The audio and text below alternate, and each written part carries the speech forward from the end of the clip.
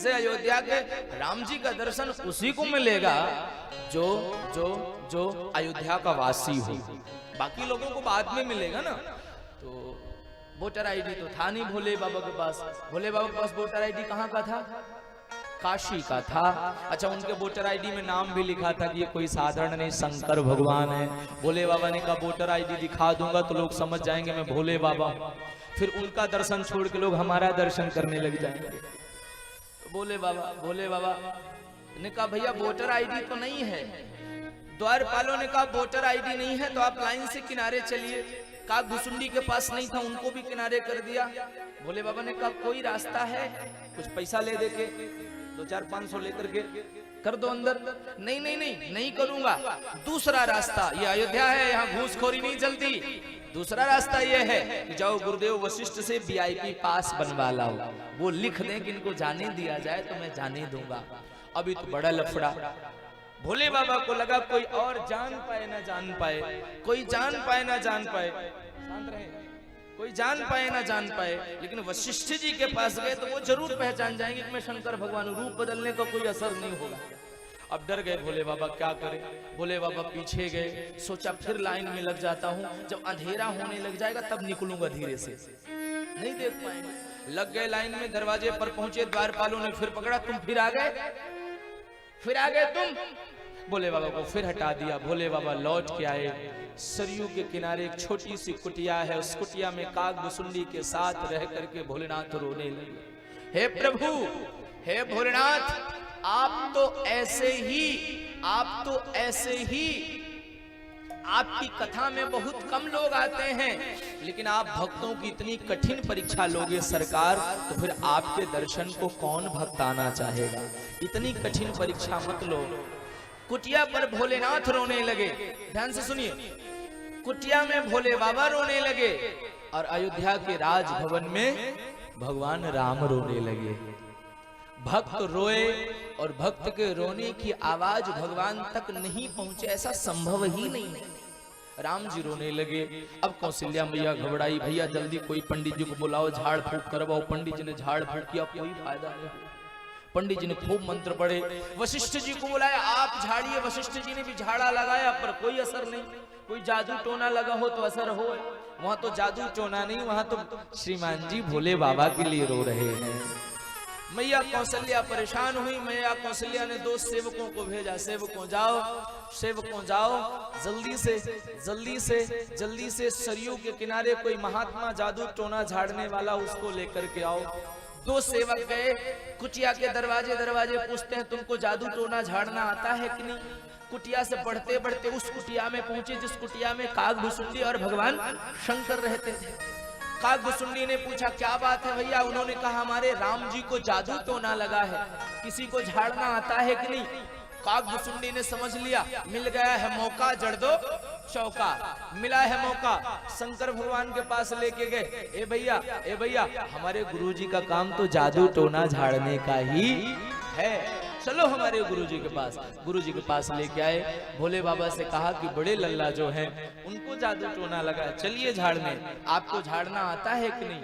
जैसे भोले बाबा ने सुना कि राम जी को झाड़ना है, भोले बाबा खड़े हुए, झाड़ना आता है। हमारे पूरे खानदान का केवल एक ही काम है कि हम लोग दूसरे के जादू टोना को झाड़ते हैं, ले चलो जल्दी से। अब आगे शंकर भगवान चल पड़े। सेवकों ने कहा काग भुसुंडी को आपको नहीं ले जाऊंगा, केवल जिनको आता है उनको ले जाऊं, आप क्यों जाओगे। काग भुसुंडी ने पीछे से भोले बाबा को कुर्ता पकड़ा, बताऊं कि तुम कोई जादू टोना झाड़ने वाले नहीं हो, तुम तो कैलाश के निवासी भगवान शंकर हो। भोले बाबा ने कहा पोल मत खोलो। काग भुसुंडी ने कहा पोल नहीं खोलूंगा तो दोनों चलेंगे तो साथ में जाएंगे, नहीं जाएंगे तो दोनों नहीं जाएंगे। चल भाई देखते हैं। दरवाजे पर पहुंचे, आगे भोले बाबा जाने लगे। द्वारपालों ने फिर रोक दिया, तुम लोग फिर आ गए। भोले बाबा के पास तो इस बार वीआईपी पास है, वो भी वशिष्ठ जी का नहीं, माता कौशल्या का। सेवकों ने कहा मत रोको, आने दो। भोले बाबा आगे जाने लगे। दरवाजे के अंदर एक पांव रखा। काग भुसुंडी को द्वारपालों ने हटाया, इनको बुलाया, तुमको थोड़ी बुलाया, तुम इधर चलो। काग भुसुंडी का हाथ पकड़ के खींचने लगे।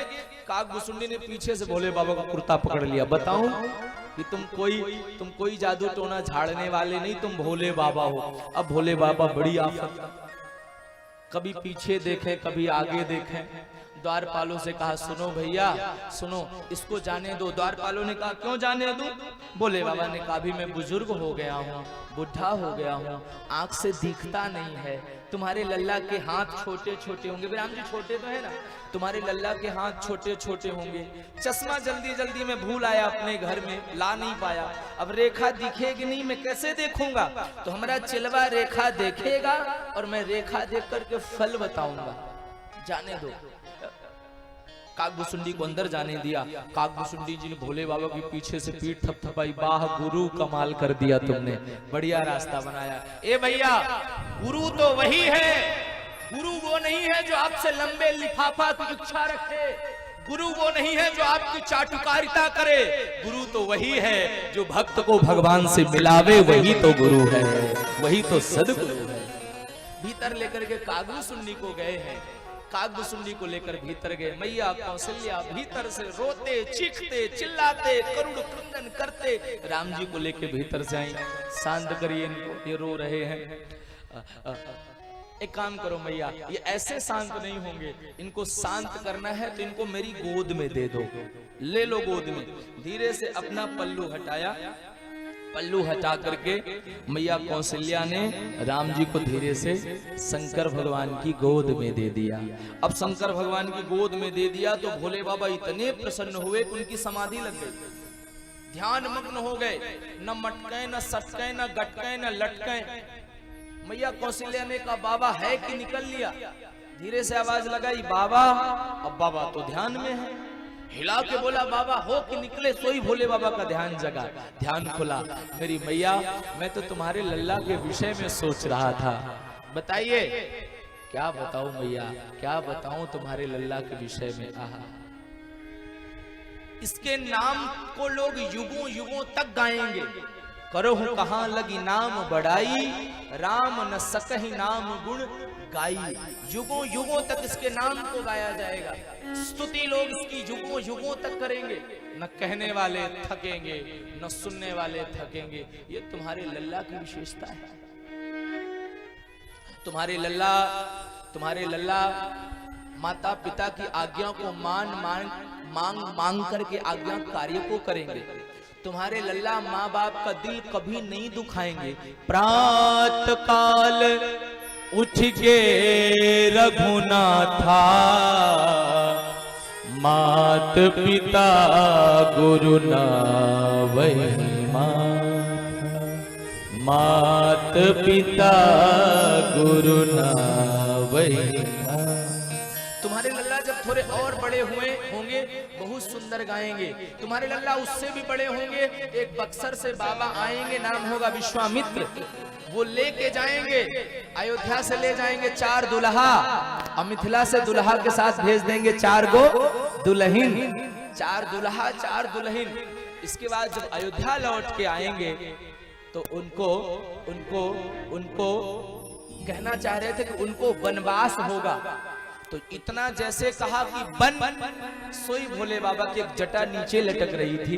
राम जी ने उस जटा को जोर से खींचा। बाबा मत बताओ इसके आगे बता दोगे तो मेरी मैया के प्राणांत हो जाएंगे, मेरा राघव मुझे छोड़ के जाएगा, मत बताओ। भोले बाबा ने कहा इसके आगे की कथा बाद में कहूंगा।